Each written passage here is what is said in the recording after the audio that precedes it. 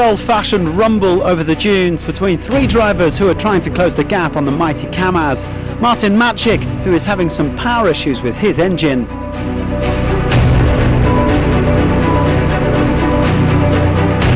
Ignacio Casale, who said the Tatra was perfect today, the first stage where he's felt really comfortable.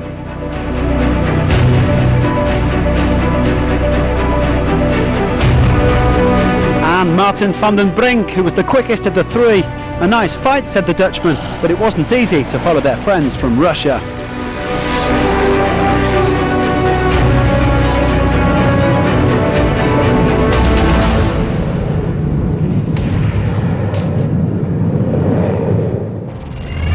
Here's Martin Soltis, who has traded the Tatra Bagheera team for Big Shot Racing this year as he looks to help out Maciek.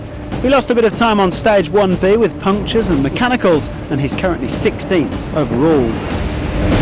Eduard Nikolaev also had a problem today when he was battling for the stage victory. A late puncture cost the four-time champion around 10 minutes, but he remains second overall.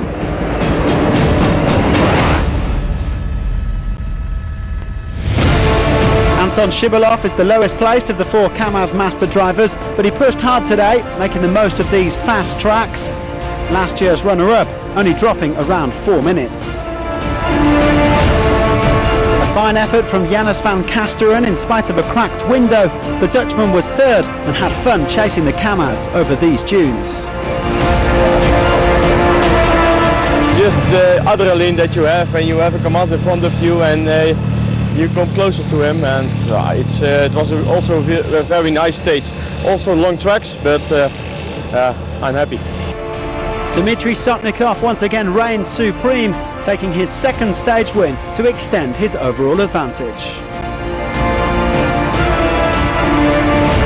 Sotnikov 1 minute and 10 seconds ahead of his teammate Andrei Karganov, who remains third in the overall standings. Sotnikov leads by almost 12 minutes, with Aleš Loprais still the best placed of the non-Kamaz crews.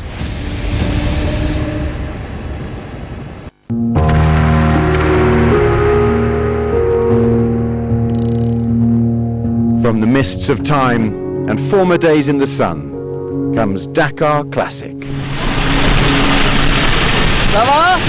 Hey, how are you? Listen, it went okay, but we did break the car a bit.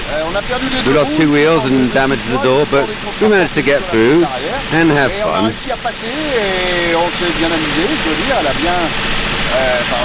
We did struggle a bit. It wasn't easy at all, but we managed it, unlike quite a few others.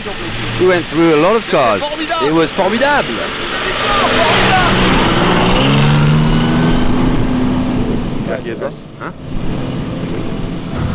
Due to 2 days of constant rain in the region, the third special of Dakar 2022 had to be cancelled for the Dakar Classic competitors. But with them at the bivouac in Al Kazuma, a real Dakar Classic and motorsport legend, Jackie X. On one side there's the winning Mercedes from 1983, behind me is the 911 from 1984, cars that I drove and that we worked on a lot back in the day, so it's magnificent. As are you, Jackie, as are you.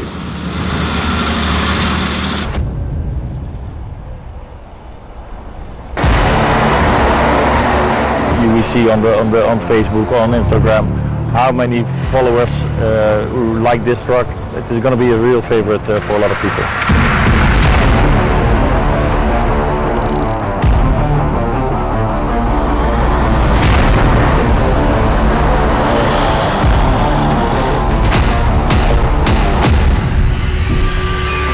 Yesterday I drove it for the first time, and you have goosebumps all over. It's an amazing feeling.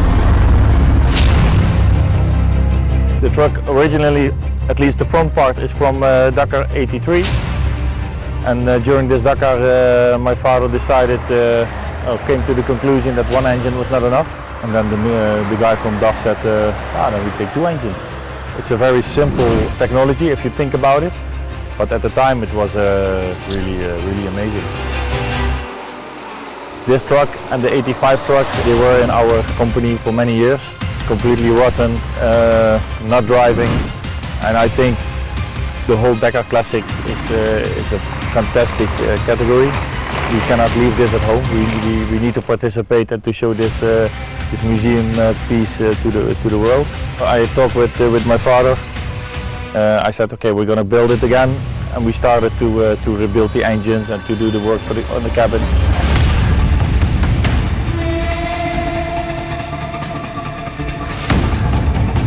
The rear engine is running the front axle and the front engine is running the rear axle. Inside the cabin there's nothing, it's empty. So you can only drive that direction with people in the front cabin.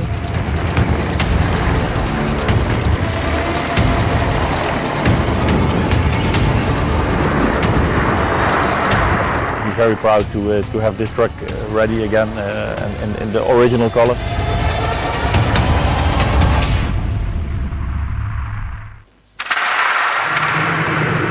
Present on the Dakar alongside the race is the hydrogen-powered Gaussin truck for a journey into the future.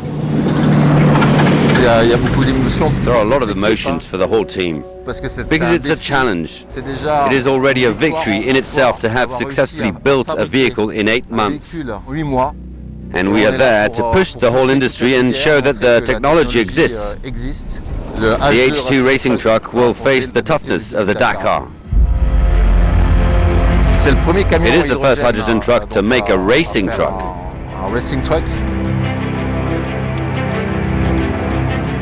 And we have the goal and the ambition to develop a road truck. So the idea is to start with a hydrogen racing truck to show that we have the skills and the know-how to develop this type of truck.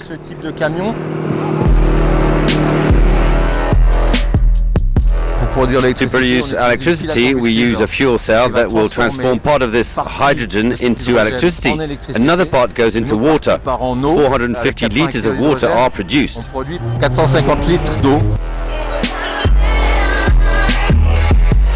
We have 2 electric motors of 450 horsepower each. Then we have 14 hydrogen tanks at 350 bar. So this is really energy storage, which will give the truck full autonomy. It's not the batteries, energy is stored in the reservoirs.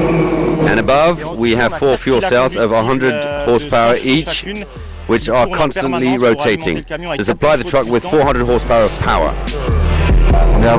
We are above all here in this first year to collect data, to be able to share them with our partners, so that ultimately the entire industry can benefit from it, so that fuel cells can get even better. The goal is really to show that we have the skills to make a truck that works well in extreme conditions like the Dakar, with heat, slopes, dust, really extreme conditions.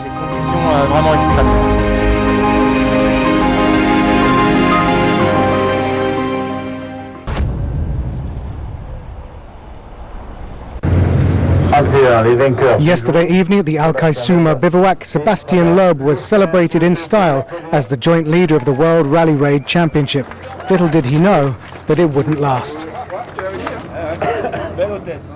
It's a pleasure, of course, especially because it's BRX's first victory, and it's great for the entire team that worked hard during the whole year to prepare the car.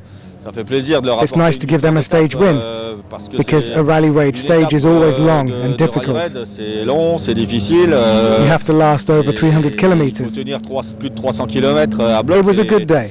We managed a good stage without any mistakes. We went flat out from start to finish, and it's nice to be rewarded.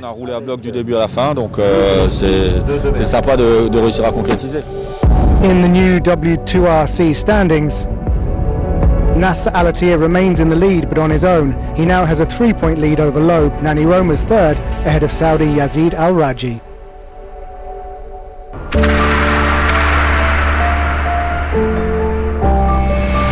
Stage 4 is a monster. Al Khaisuma to Riyadh is the longest stage of the rally, as the crews roll out southbound to the Saudi capital. 465 competitive kilometers. Not only is it long, it's going to be tough and unpredictable. Fast tracks for 200k, followed by a huge section of dune after dune after dune. Then it hits rocks and the wadis, all the way to the checkered flag. And as we head south, the temperature will rise. Don't miss tomorrow when when Dakar 2022 continues.